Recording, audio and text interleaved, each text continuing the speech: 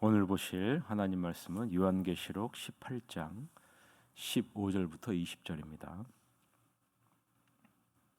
요한계시록 18장 15절부터 20절 말씀 보겠습니다. 바벨론으로 말미암아 치부한 이 상품의 상인들이 그의 고통을 무서워하여 멀리 서서 울고 애통하여 이르되 화이토다 화이토다 큰 성이여 세마포 옷과 자주 옷과 붉은 옷을 입고 금과 보석과 진주로 꾸민 것인데 그러한 부가 한 시간에 망하였도다. 모든 선장과 각차를 다니는 성객들과 선원들과 바다에서 일하는 자들이 멀리 서서 그가 불타는 연기를 보고 외쳐 이르되 이 큰 성과 같은 성이 어디 있느냐 하며 티끌을 자기 머리에 뿌리고 울며 애통하여 외쳐 이르되 화이토다 화이토다 이 큰 성이여 바다에서 배부리는 모든 자들이 너의 보배로운 상품으로 치부하였더니 한 시간에 망하였도다. 하늘과 성도들과 사도들과 선지자들아 그로 말미암아 즐거워하라. 하나님이 너희를 위하여 그에게 심판을 행하셨음이라 하더라. 아멘. 오늘은 하나님의 공의와 진리를 기뻐하는 삶, 하나님의 공의와 진리를 기뻐하는 삶이라는 제목으로 하나님 말씀 보겠습니다. 음녀 바벨론으로 말미암아 막대한 돈을 벌어들인 상인들은 자기들도 불태워질까봐 두려워 멀찍이 서서 울고불고 난리입니다. 화를 입었다, 화를 입었다. 그 큰 도성이 화를 입었다. 최신 유행하는 의상을 걸치고 제국과의 보석들로 치장하고 다니더니 단 한 시간 만에 그 부가 모조리 날아갔구나. 모든 선장과 성객, 선원들과 바다에서 일하는 모든 사람들도 멀찍이 그 도성에 불타는 연기를 보며 비탄에 빠져옵니다. 아, 얼마나 대단한 도성이었던가. 그런 도성이 언제 또 있었던가. 그들의 머리에 죄를 끼얹고 마치 세상이 끝난 것처럼 옵니다. 화를 입었다, 화를 입었다. 그 큰 도성이 화를 입었다. 배를 가진 사람들, 바다에서 장사하는 사람들 모두 그녀가 사고 소비하는 덕에 부를 얻었건만 이제 다 끝나버렸구나. 한 시간 만에 모조리 다 날아갔다. 오 하늘이여 기뻐하라. 성도들과 사도와 예언자들과 함께 즐거워하라. 하나님께서 음녀 바벨론을 심판하셨다. 그 음녀 바벨론이 너에게 행한 모든 악행을 다 심판하셨다라는 것이 오늘 본문의 내용 관찰입니다.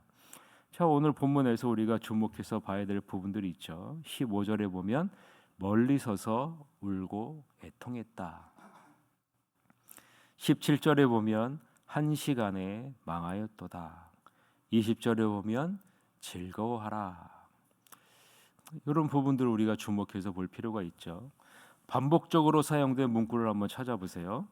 울고 애통했다라는 부분이 15절과 19절에 반복적으로 사용되어졌죠. 한 시간에 망하게 되었도다도 17절과 19절에 반복적으로 사용되어졌습니다. 그리고 화이토다 화이토다 이 큰 성이여도 16절과 19절에 반복적으로 사용되어졌고 멀리 서서도 15절과 17절에 반복되어져 있습니다. 자, 여러분 오늘 본문에서 무엇을 강조하고 있는지, 무엇을 드러내려고 하고 있는지를 우리는 내용 관찰을 통해서 우리가 느낄 수 있겠죠. 이 부분을 염두에 두고 오늘 본문을 여러분의 언어로 조금씩 여러분의 언어로 묵상을 해보시기를 바랍니다. 오늘 본문은 음녀 바벨론에 대한 상인들과 선장과 선원 성객들의 반응을 묘사하고 있습니다. 이들의 반응 역시 누구의 반응과 별반 다름이 없어요. 우리가 어제 살펴본 땅의 왕들의 반응과 별반 다름이 없다라는 것을 발견하게 되죠. 상인들이나 바다에서 일하는 사람들이나 역시 땅의 왕들과 똑같이 자신들도 음녀 바벨론과 같은 심판을 받을까 두려워 멀리 서서 울고 애통합니다. 15절 같이 한번 읽읍시다. 바벨론으로 말미암아 치부한 이 상품의 상인들이 그의 고통을 무서워하여 멀리 서서 울고 애통하여라고 기록하고 있죠. 바벨론으로 말미암아 경제적인 풍요로움을 누리던 상인들은 이제 더 이상 바벨론과의 교역으로 말미암아 막대한 부를 축적할 수 없게 된 것을 보고 멀리 서서 울고 애통해야 합니다. 이 부분에서 우리가 주목해 봐야 될 것은 이 세상의 관계는 철저하게 자기의 이익을 위한 관계라, 상업적인 관계라라는 것이죠. 나에게 이익과 유익을 가져다 준다면 언제나 호의적이죠. 밀접한 관계를 맺게 됩니다. 그러나 나에게 이익이 되지 않고 불이익을 가져다 준다면, 유익을 가져다 주지 못한다면 그 관계는요, 한순간 어긋나게 되는 것이 우리가 살고 있는 세상이고, 마지막 때에 갈수록 그 관계는 더욱더 심화될 것이다 라는 거죠. 마지막 심판 때에는 이러한 모습이 충만하게 될 것임을 보여주는 것 아니겠습니까? 인간이 우상을 만들고 그 우상을 섬기는 이유가 무엇입니까? 자기가 원하는 것을 이루어줄 대상이 필요한 것 아니겠어요? 그래서 인류 역사상 우상은 사라진 적이 없어요. 끊임없이 있죠. 왜냐하면 자기 자신이 주인이 되어서 내가 원하는 것을 이루어줄 대상이 필요했기 때문입니다. 심지어는 여러분, 나무도 우상으로 삼잖아요. 돌도 우상으로 삼고, 눈에 보이는 하늘도 우상에 삼고, 태양도 우상으로 삼는 것이 우리 죄악된 인간의 본성 아니겠습니까? 그런데 여러분, 하나님은 우리가 원하는 것을 다 들어주시는 분이 아닙니다. 하나님은 우리가 원하는 것을 들어주시는 분이 아니에요. 우상은 우리가 원하는 것을 다 들어줘야 하는 존재죠. 왜냐하면 인간이 만들었기 때문이죠.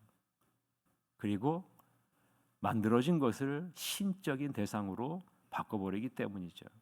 그러나 여러분, 하나님은 그렇지 않습니다. 우리가 하나님의 뜻에 맞춰야 하는 존재가 바로 하나님 아니겠습니까?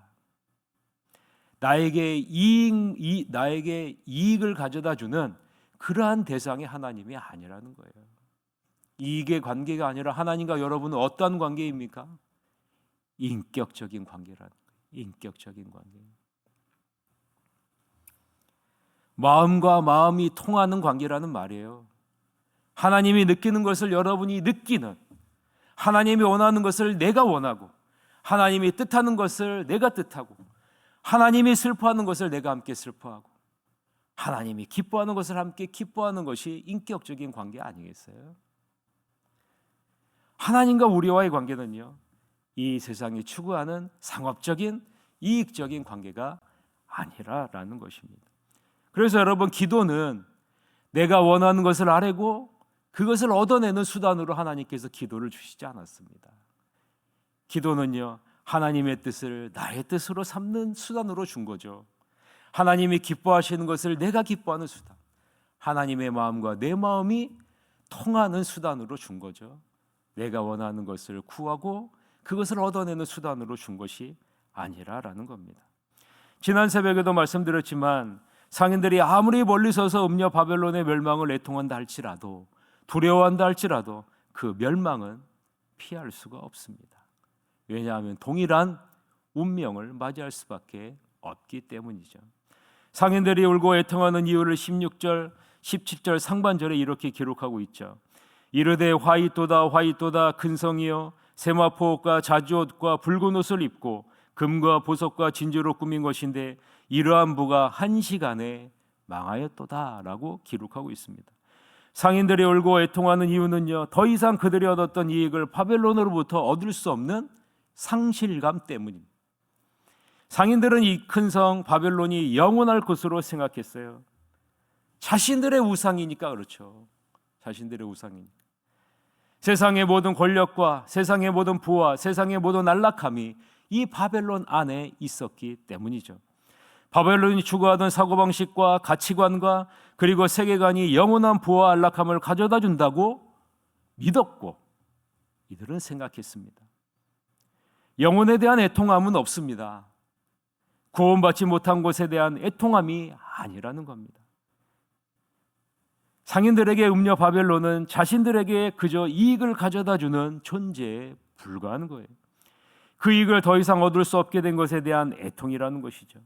결국 이 상인들에게 음녀 바벨론의 심판은 자신들의 죄에 대한 회개로 이어지지 않는다라는 것을 우리는 봐야 돼요.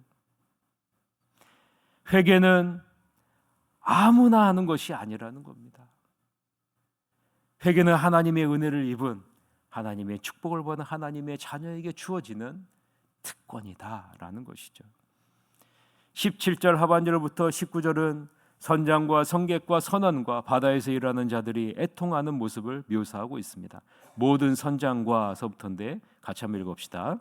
모든 선장과 각처를 다니는 성객들과 선원들과 바다에서 일하는 자들이 멀리 서서 그가 불타는 연기를 보고 외쳐 이르되 이 큰 성과 같은 성이 어디 있느냐 하며 티끌을 자기 머리에 뿌리고 울며 애통하여 외쳐 이르되 화이토다 화이토다 이 큰 성이여 바다에서 배부리는 모든 자들이 너의 보배로운 상품으로 치부하였더니 한 시간에 망하였도다 라고 기록하고 있습니다. 이들은 모두 바다에서 일하는 사람들인데 이들은 큰 성 바벨론과 해상무역을 통해 막대한 중개 이익을 추구하는 사람들입니다. 땅의 상인들의 상품을 해상무역을 통해 큰 도시 바벨론에 실어 나르는 해상 운송업자들이죠. 이들은 땅의 왕들보다 상인들보다 더 심하게 절규하는 것을 우리는 본문을 통해서 볼 수가 있습니다. 왜 그랬을까요? 왜 땅의 왕들이나 상인들보다 더 심하게, 더 처절하고 애절하게 절규할까요? 이들 뱃사람들은 바벨론만 상대하는 것이 아니라 땅의 왕들도 상대하고 상인들도 상대하는 사람들이기 때문입니다. 따라서 큰 도시 바벨론이 사라지게 된 것은 그것으로 끝나지 않고 연쇄적으로 땅의 왕들도 상인들에게도 큰 타격을 주는 것이기 때문이죠. 그래서 바다에서 일하는 사람들은 자신들의 젖줄이 끊어진 것을 보고 티끌, 즉 흙더미를 자기의 머리에 뿌리고 울며 절규하며 애통하며 그 자리에 땅바닥을 치고 있는 겁니다. 하나님은 에스겔 선지자를 통해 마지막 때 이러한 일이 반드시 일어날 것을 말씀하셨죠. 에스겔 27장 28절에서부터 31절을 보면 내 선장이 부르짖는 소리에 물결이 흔들리리로다.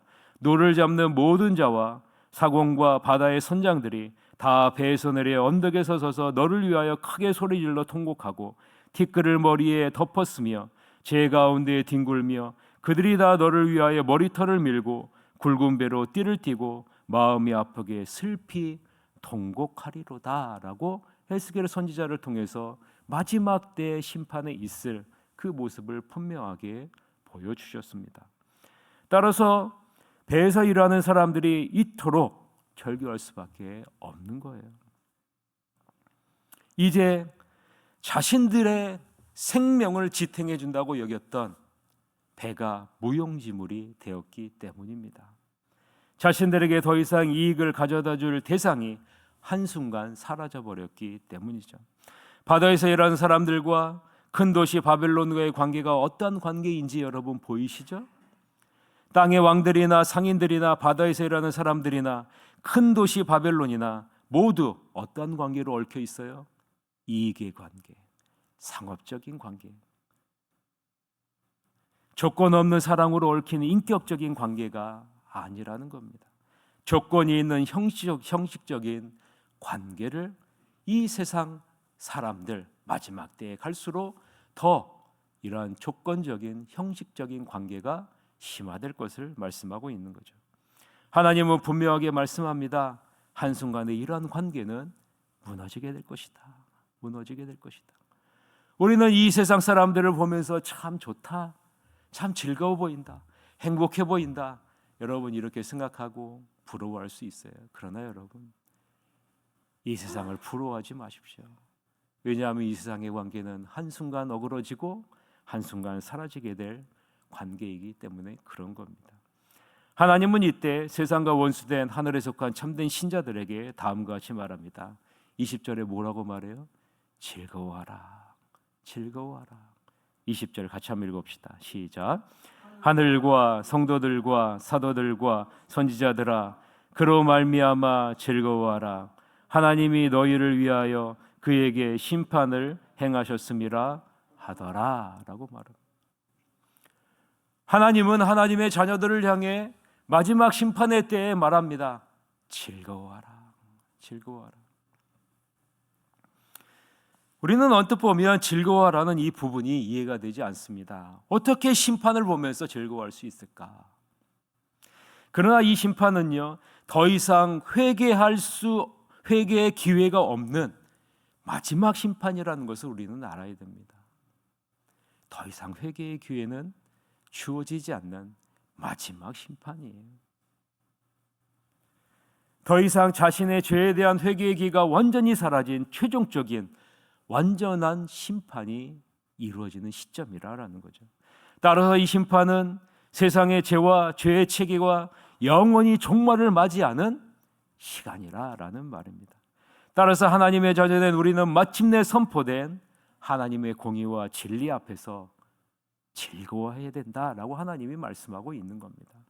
하나님의 공의와 진리가 온전히 선포되어지고 온전히 나타나게 되었음을 보면서 우리는 즐거워해야 된다라는 거죠.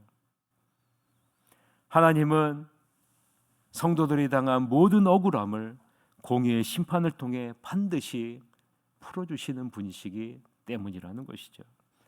여러분이 당하는 모든 억울함 주님이 다 알고 계신다는 걸 믿으십니까? 주님이 다 알고 계세요. 그러니 여러분, 주님이 뭐라고 말씀하십니까? 여러분이 심판자가 되어 여러분이 갚지 말라는 거예요. 왜요? 하나님이 친히 갚아주실 것이기 때문이죠. 여러분이 하나님이 되지 말라는 겁니다. 주님께 맡기라는 거죠. 하나님이 반드시 갚아주시고 놀라운 축복의 자리로 여러분을 인도하실 것이다 라는 거죠. 그것을 여러분 오늘 본문을 통해서 우리에게 보여주고 있는 겁니다. 하나님이 반드시 갚아주신다. 이것을 붙들고 원망할 필요도 좌절할 필요도 우리가 바라봐야 될 대상은 주님뿐이다 라는 사실을 여러분 굳건하게 여러분 마음에 새기며 나가는 여러분이 되시기를 바랍니다. 말씀을 맺겠습니다.